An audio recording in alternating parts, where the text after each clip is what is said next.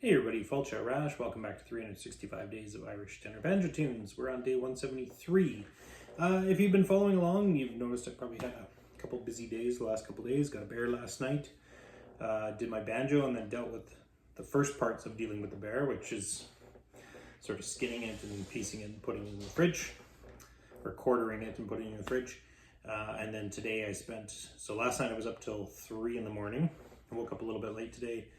Dealt with, dividing it up into stew, burger grind meat, and then some hams. So I've got some of it brining and we'll smoke that in a few days.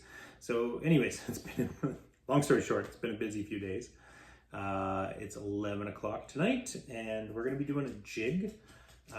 Do have time to do kind of a slow one and then do a bit of practice and try and speed it up like we usually do. Don't have to do a one-off like I did last night. If you're just joining me for the first time, this is my New Year's resolution to play a new banjo tune every day. Pretty much a beginner of the banjo. When I first started this resolution, I had played for maybe a couple months each summer. And I did one tune that I was prepping for a Valley Youth Fiddlers concert. So pretty much a beginner, and after 170, did I say two? It's 173 days of this. It's coming along pretty good. I'm pretty happy with things. So today we're going to be doing Morrison's jig. It's interesting when I play tunes like this, sometimes I'm like, this sounds so familiar. I must have played this before, and I look it up and I haven't played it before. And you look up other tunes and there's parts of it that sound very much like other tunes. I guess you can only have so many combinations of notes that you're going to have parts that sound somewhat similar. Anyways, I really like this one. I tried it through a couple times earlier today and really enjoyed it. So hopefully we can do it some justice.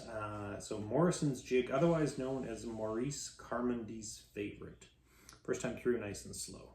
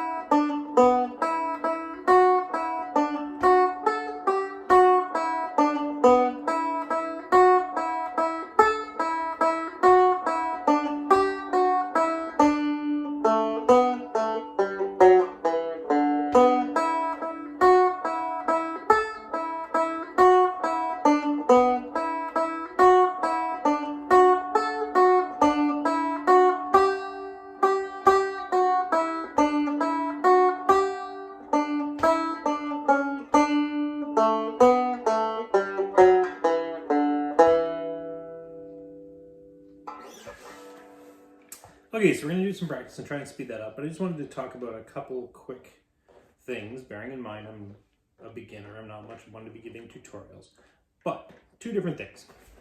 So one, it's a jig, so we want to be doing that jig sort of picking pattern, which is the down, up, down, down, up, down.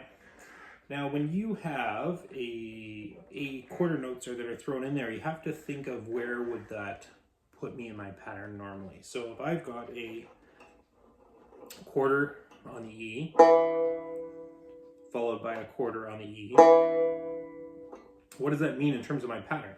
So a quarter would be normally a down up, which means a quarter and then an eighth. Did I say a quarter and a quarter? I meant a quarter and an eighth. So I got a quarter and an eighth. The quarter replaces the down up. So my next one should be a down for the eighth. So in that particular piece, it goes quarter, eighth, quarter, eighth. So then it's going to be down, down, down, down, down, up, down, down, up, down. And then same thing when you think about another one that goes quarter, eighth, eighth, eighth. eighth, eighth. So we're going down, down, down, up, down. Right? So we just keep that pattern going through the whole thing. So that's one little thing. The other one is more of a stylistic thing, and if you're a beginner, maybe you haven't thought about this, and it's more something that I picked up from guitar than banjo, and maybe it doesn't apply as much, but if I play a quarter note, I can play it two different ways. So for example, there is this E at the beginning, which is a quarter and then a quarter, sorry, a quarter and then an eighth, and then we've got on the B, we've got a quarter and an eighth. So quarter, eighth, quarter, eighth. So I can play that.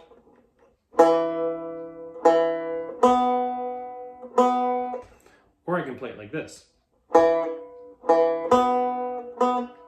So all I'm doing there, it's the same amount of time, it's still taking up a quarter space, but what I'm doing is I'm taking my finger and I'm pressing, and then I'm pulling off. And I'm waiting the quarter amount of time before I hit the next one. So it gives it kind of a more of a jumpy, not jumpy, sort of stutter feel.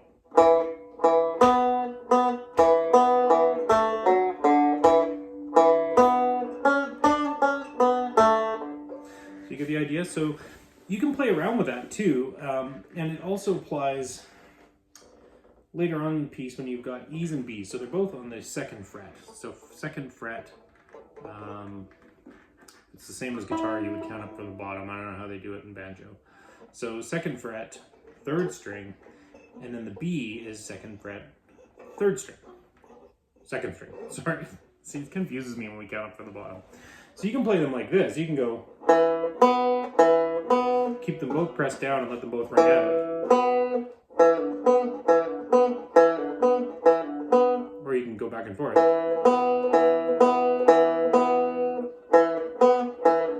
You hear the difference?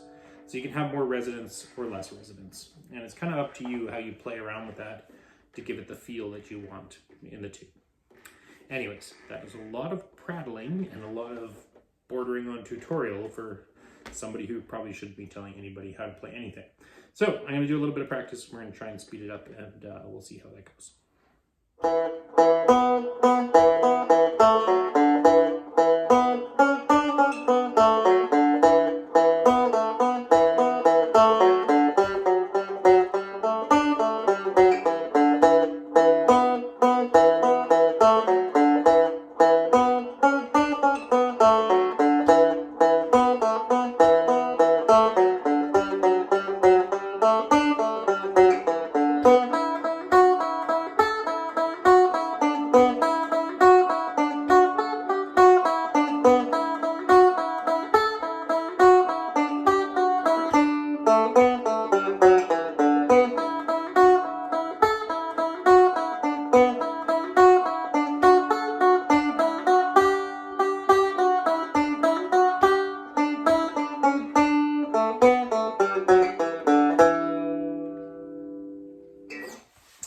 Okay, I'm not sure if I tried to push my limits and went a little faster than I could handle there and still keep a bit of a feel. Maybe in the B part, it felt a little rushed to me personally.